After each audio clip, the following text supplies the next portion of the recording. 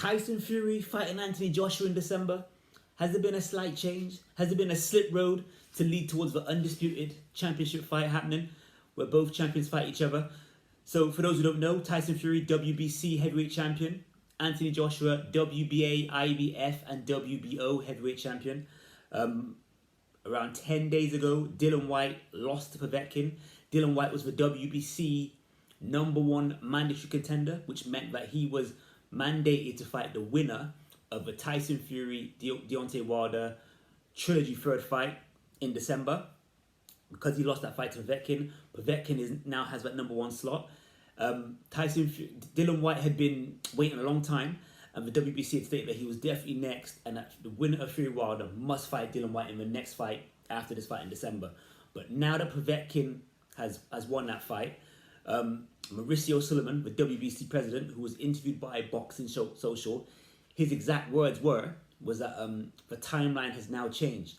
So the first thing he said was that the WBC have an old rule, and an old rule is that if someone loses a belt, they don't approve rematches, because that can sort of like lead to other people, I think they mean promoters, having control over the division if they're approving rematches. So they say they don't approve them. But Mauricio Sullivan said that's an old rule, and they're probably going to approve the Dillian Whyte-Povetkin rematch. So because Povetkin beat Dillian Whyte, in the contract that Eddie Hearn had for Povetkin, it said if Povetkin wins, there's an instant rematch. So Mauricio Sullivan said they're probably going to approve this rematch, and they normally approve rematches if it's a big fight and it's got international demand. In my opinion, although I like Dillian Whyte as a fighter and I rate Povetkin and I think it's a good fight, rematch whatever, I don't think this fight has international demand. I think it maybe has national UK demand, but not international. Mauricio then went on to say that as I was saying earlier, there was a timeline on Dillian Whyte to fight for the WBC main belt, but now Povetkin is mandatory. There's no timeline, and if Whyte beats Povetkin in the rematch, the old timeline does not apply. So unfortunately for Dillian Whyte, which I kind of feel sorry for him, but maybe he shouldn't have fought Povetkin.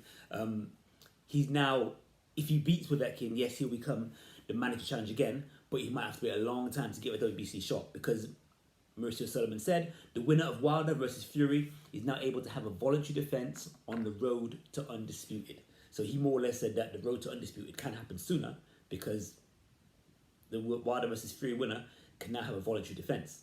So on Sky One last week, there's actually a Daily Mirror article on it. Anthony Joshua was on like a TV show called Sky One, and they asked him about the Tyson Fury fight, and Joshua's words were exactly, "I have a lot of respect for the man. He's a good family man with a good fighter, but on the other hand, I want to break his hand. I want to break his head. First 6 rounds, I know I'm going to take him out then." So Anthony Joshua putting it out there, changing the narrative. Yeah, I'm going to knock out Fury. I'm going to get it done within 6 rounds. Saturday gone, so 3 days ago, Tyson Fury and Frank Warren was interviewed on BT Sports after the Daniel Dubois fight. And Frank Warren said in regards to the Deontay Wilder and Tyson Fury fight in December, he said, "We don't know where we are.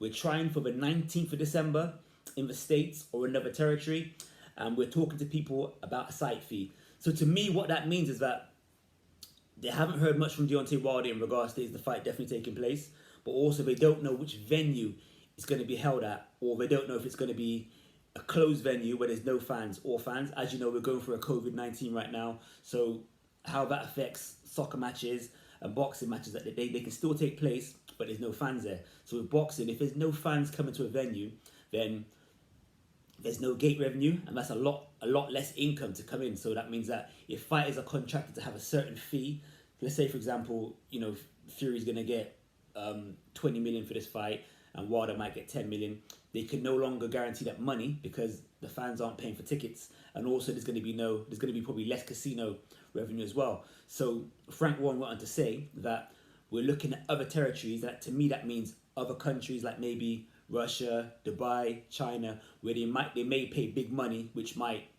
cover the fact that there's going to be a guaranteed money for the fighters, which might compensate for the fact that there's going to be no gate revenue. So he said, we're talking to people right now. So maybe we're talking to people in Dubai and business tycoons and entrepreneurs about, do you want this fight?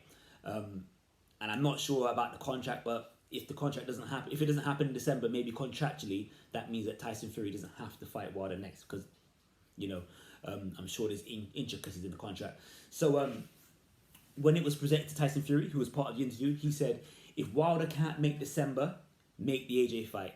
Make the AJ fight happen. And you know, he went on to sort of say, I would deal with the bum. Those were his exact words. So what's my thoughts? My thoughts is a lot of grey areas, and it's very unclear. As we know, Anthony Joshua's next fight, his mandatory fight for the WBO belt is against Kubrat. Is it WBO belt or is it the IBF? For one of his belts is against Kubrat Pulev. So he has to fight Pulev, like Fury had to fight Dylan White. If Dylan White had won, Tyson Fury is promoted by Bob Arum and Frank Warren. Also, Kubrat Pulev, who's meant to fight AJ, is promoted by Bob Arum. So would Bob Arum, would he be able to sort of like convince Pulev to take some step aside money for the Fury AJ fight in December? Or are we just wishing? You know, in my opinion, Undisputed is where it's at. When I first came into boxing, I am Mike Tyson. As a young boy, I watched him become undisputed heavyweight champion. And that's where there's no doubt. There's no doubt who it is. So what's your thoughts? Give me your thoughts below in regards to, you know, do you think it can happen in December? Or do you think it would be more next year? Or do you think it would never happen? This is MSLB. Mark Stern loves boxing. Please subscribe. And have a good day.